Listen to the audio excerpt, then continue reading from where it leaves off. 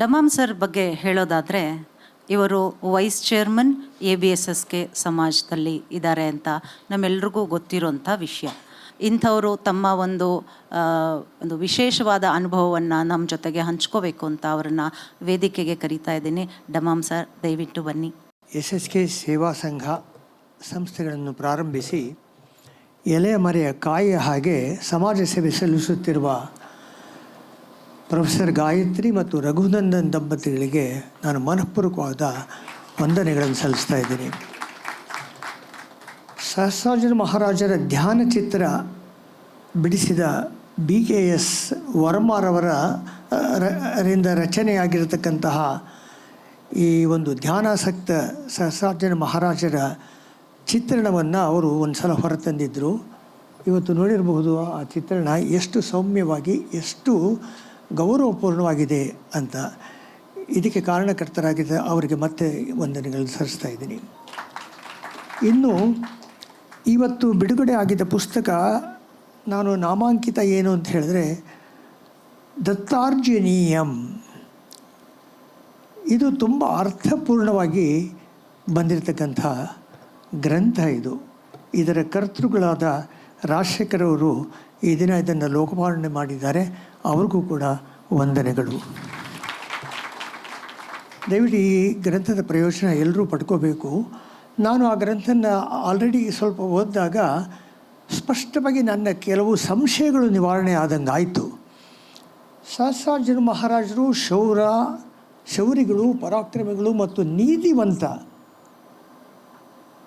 ಚಕ್ರವರ್ತಿಯವರು. ಯಜ್ಞ ಯಾಗಾದಿಗಳನ್ನು ಮಾಡಿ, ದಾನ ಧರ್ಮಗಳನ್ನು ಮಾಡಿ, ಸತತವಾಗಿ ಪ್ರಜಾಹಿತ ಕಾರ್ಯಗಳಲ್ಲಿ ತತ್ಪರರಾಗಿರ್ತಕ್ಕಂಥ ಯೋಗ ಪುರುಷ ಆಗಿರ್ತಕ್ಕಂಥ ಮಹಾನ್ ಭಾವ ಅವರು ದಾರಿ ತಪ್ಪೋದು ಅಸಂಭವ ಅಂತ ನನಗೆ ಅನಿಸ್ತಾ ಇತ್ತು.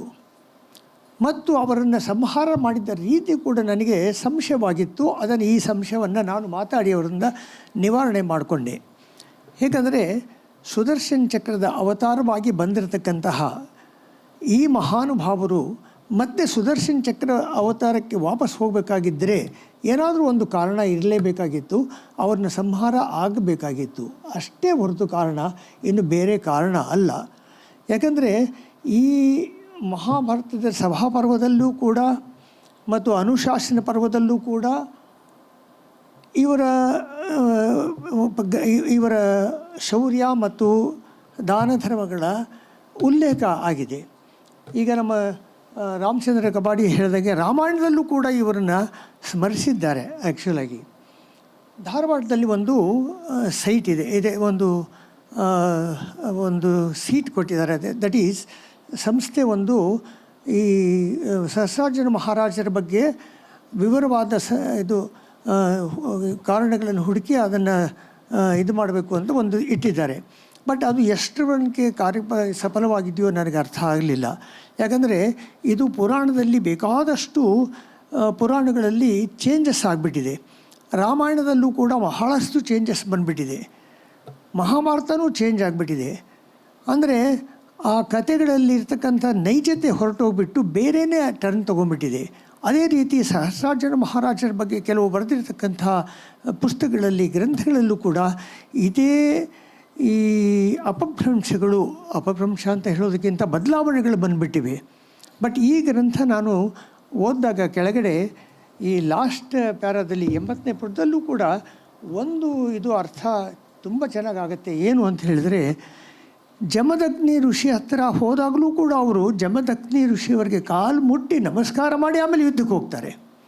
ಅಂದರೆ ಎಷ್ಟು ವಿನಯಶೀಲರಾಗಿರ್ಬೋದು, ಇವರ ಬಗ್ಗೆ ಕಳಂಕ ಇಲ್ಲ ಅನ್ನೋದು ನನಗೆ ವಾಸ್ತವವಾಗಿ ಕಂಡು ಬರ್ತಕ್ಕಂಥ ಸತ್ಯ ಅಂತ ನನಗೆ ಅನಿಸುತ್ತೆ.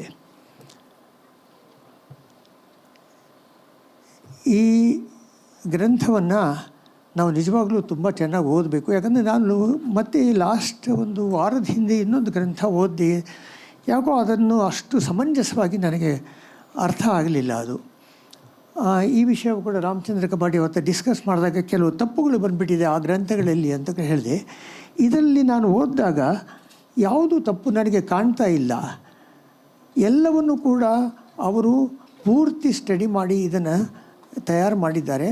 ಅವರಿಗೆ ನಾನು ಮತ್ತೊಮ್ಮೆ ರಾಜ ಸರಸ್ವತಿಯವರಿಗೆ ವಂದನೆಗಳನ್ನು ಅರ್ಪಿಸಿ ಒಂದೆರಡು ಮಾತನ್ನು ಮುಗಿಸ್ತಾ ಇದ್ದೀನಿ. Thank you.